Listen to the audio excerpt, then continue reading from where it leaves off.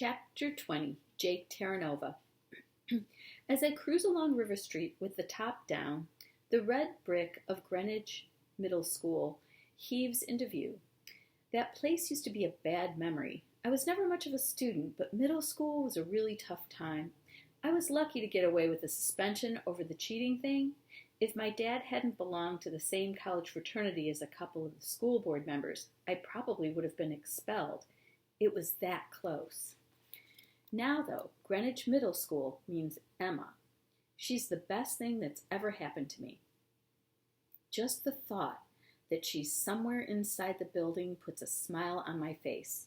The smile disappears when I recognize the figure standing at the entrance to the driveway, glancing impatiently at his watch.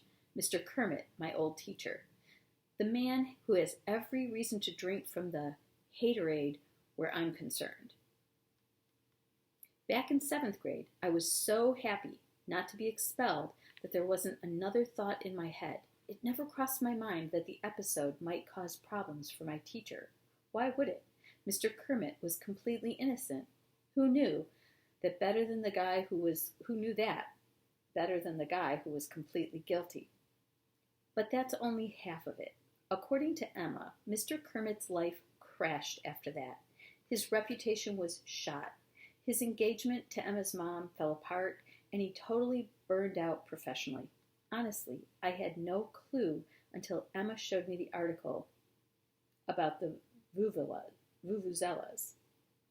The fact that the scandal still sticks to Mr. Kermit after all those years is nuts. Not that I ever had the power to change anything. I was a middle school kid in big trouble. I followed my parents' instructions to the letter. Basically, shut up and keep your nose clean. Now that I know the extent of it, I'd do anything to make things right. The problem is, it's too late. Sure, Mr. Kermit is letting me help with his class of unteachables, and I'm getting along great with the kids, but as for the teacher himself, no dice. I checked the clock on my Porsche's high-tech dashboard. It's only 2 p.m. Why isn't Mr. Kermit, in school? I pull alongside him and wave. Mr. Kermit scowls at me with what Mateo calls the Squidward Grinch face. That kid's pretty weird, but he's usually spot on. He's nicknamed me Han Solo because both of us are lovable scoundrels.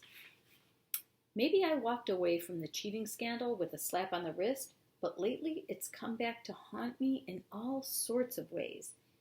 Everything okay, Mr. Kermit? I ask. My taxi is late. Right, his car is in the shop. I volunteered to fix it, but he wasn't. I volunteered to fix it at no charge, but he wasn't having any of that.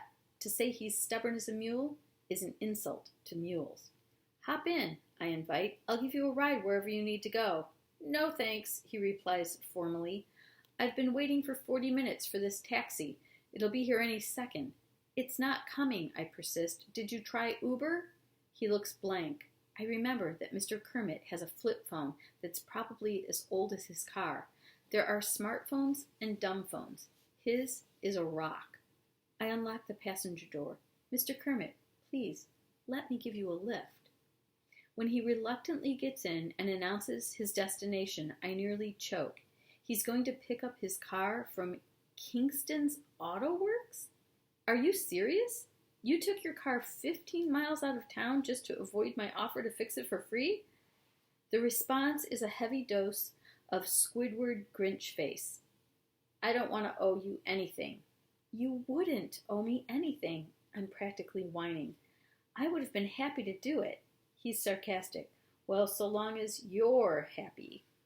That's not what I mean, and you know it. I enjoy doing favors for friends. Mr. Kermit doesn't like that, so I adjust my word choice. For people I know. You used to be my teacher. I remember. This is it. My chance to clear the air and apologize. But as soon as the thought pops into my head, I know he won't let me. Better to shut up about it. Maybe as the two of us spend more time together, I'll get another chance. And maybe the moon will fall out of the sky. When the Porsche reaches Kingston's Auto Works, Mr. Kermit takes out his wallet and tries to pay me for the gas. When I won't accept it, He stuffs a $20 bill into the glove compartment and gets out, not bothering to say thank you. I get out too and receive a generous helping of Squidward Grinch face. I can handle it from here, he assures me. I'm going with you, I insist. I don't want you to get ripped off. These guys are all crooks. Including you? Mr. Kermit inquires innocently. I run a totally honest shop, but I still feel my cheeks flush. An old clunker like yours? The parts probably have to come in from the third world. Who knows what they'll charge you for them? It must make an impression because Mr. Kermit actually allows me to follow him inside.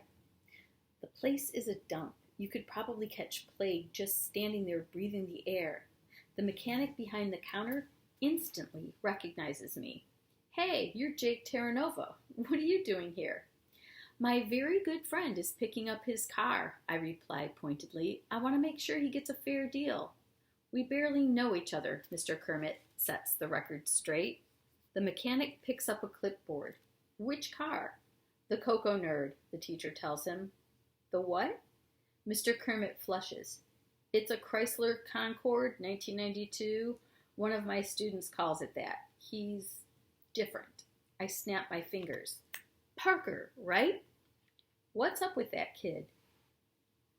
He's got a lot of mechanical ability, but ask him to read the name off a part and it comes out pure gobbledygook. It's not gobbledygook, he says, insulted on Parker's behalf. The boy has a perception problem. He sees all the letters, but his mind rearranges them. Concord to Cocoa Nerd. Like an anagram, the mechanic butts in. You should meet my boss. He's an anagram maniac. You look at a word, and to you, it's just jumble, but he can pick it out in a heartbeat. Poor Parker. The kid's got real potential. But how's he ever going to pass an engineering exam if he can't read the questions? All right, where's the car?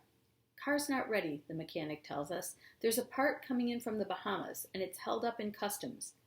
Instead of getting mad, Mr. Kermit acts like he's in a completely different world. Anagrams, he repeats slowly, grabs my arm. Let's go. You have to stick up for yourself, I say sternly. I turn to the mechanic. Is this what you call service? If I ran my shop this way, I'd be out of business in a week.